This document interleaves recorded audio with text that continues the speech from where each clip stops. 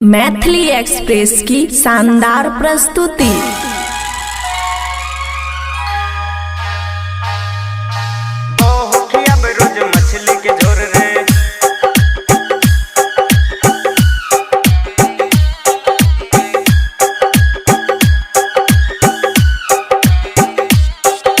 DJ Gudduraj Madhubani.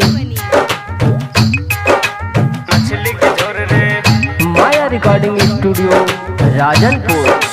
बहुखिया रोज मछली के झोर रे, बहुखिया रोज मछली के झोर रे।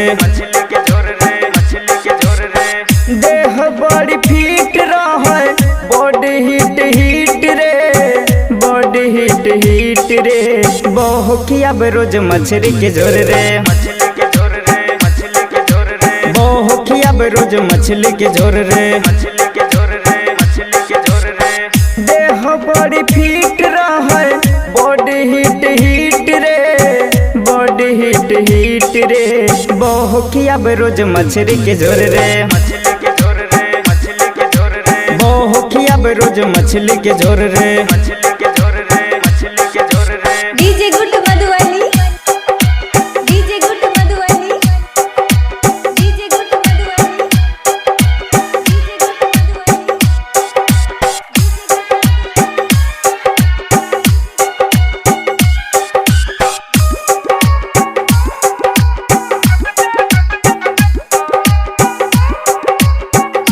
माया रिकॉर्डिंग स्टूडियो राजनपुर। तेल में फ्राई कर माछ उतरो के, जोड़न छे कवन हमरा बहू के। तेल में फ्राई कर माछ उतरो के, जोड़न छे कवन हमरा बहू के। खाए के बाद खूबे जाते रे, ओठवा से ओठ सटावे रे। खाए के बाद खूबे जाते रे, ओठवा से ओठ सटावे रे।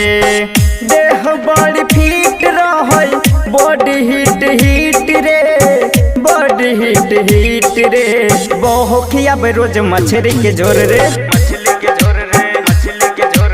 बहुखिया रोज मछली के झोर रे।